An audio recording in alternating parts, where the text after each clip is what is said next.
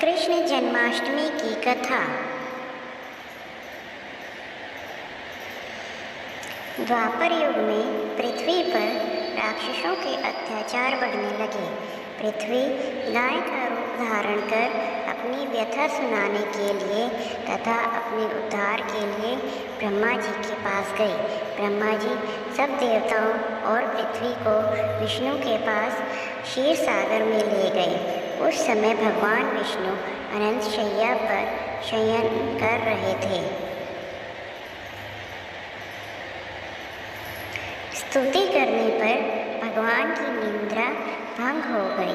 भगवान ने ब्रह्मा एवं सब देवताओं को देखकर उनके आने का कारण पूछा तो पृथ्वी बोली, भगवान, मैं पापों के बोझ से दबी जा रही हूँ, मेरा उद्धार कीजिए। यह सुनकर विष्णु जी बोले, मैं ब्रजमंडल में वसुदेव की पत्नी देवकी के गर्भ से जन्म लूँगा।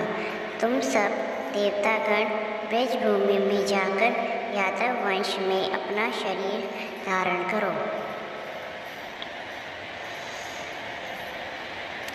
इसके पश्चात देवता ब्रजमंडल में आकर यदुकुल में नंद यशोदा तथा गोपियों के रूप में पैदा हुए। द्वापर युग के अंत में मथुरा में उग्रसेन राजा राज्य करते थे। उग्रसेन के पुत्र का नाम कंस था। कंस ने उग्रसेन को बलपूर्वक सिंहासन से उतारकर जेल में डाल दिया और स्वयं राजा बन गया।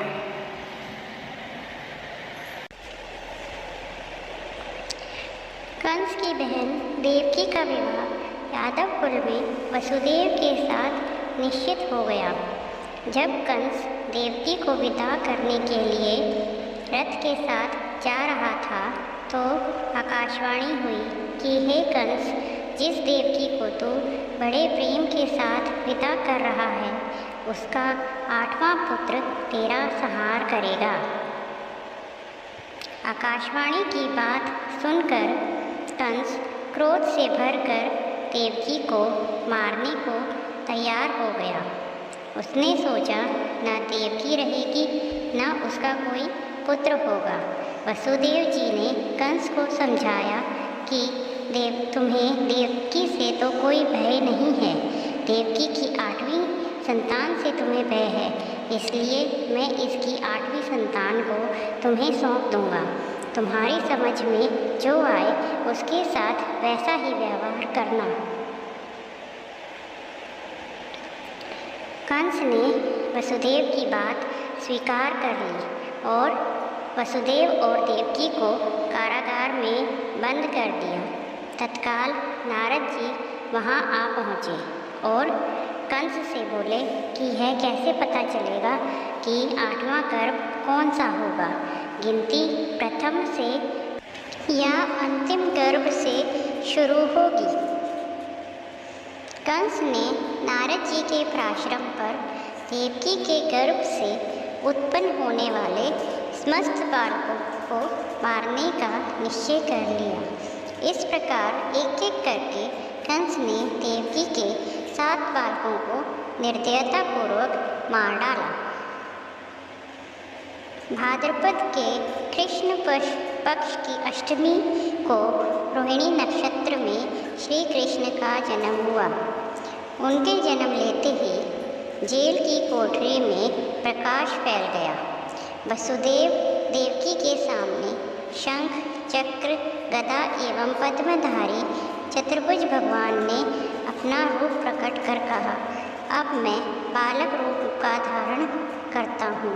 तुम मुझे तत्काल गोकुल में नंद के यहाँ पहुँचा दो और उनके अभी अभी जन्मी कन्या को लाकर कंस को सौंप दो।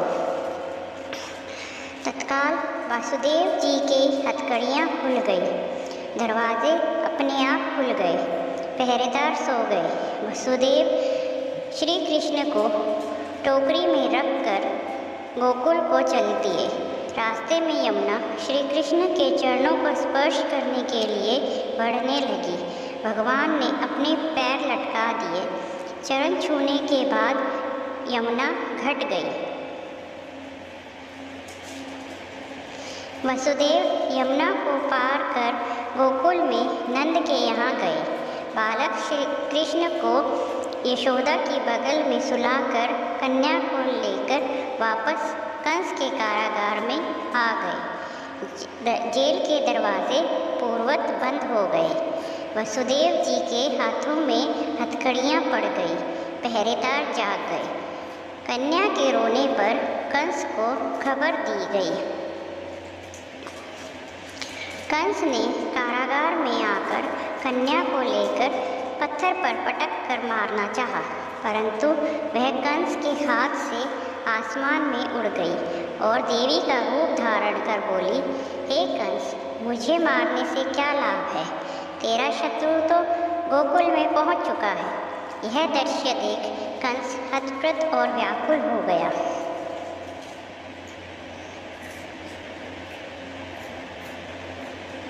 कंस ने श्री कृष्ण को मारने के लिए अनेक दैत्य भेजे। श्री कृष्ण ने अपनी अलौकिक माया से सारे दैत्यों को मार डाला। बड़े होने पर कंस को मारकर उग्रसेन को राजगद्दी पर बिठाया।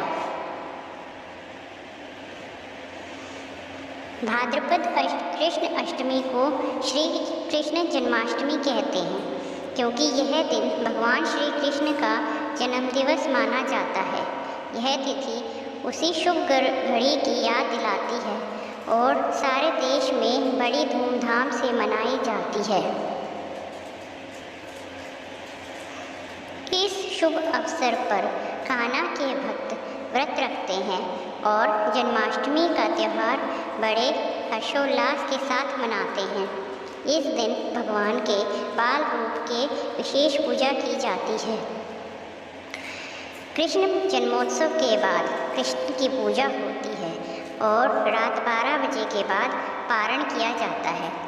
ऐसा करने से भक्तों पर भगवान कृष्ण की हमेशा कृपा बनी रहती है और जीवन के सभी दुख दूर होते हैं।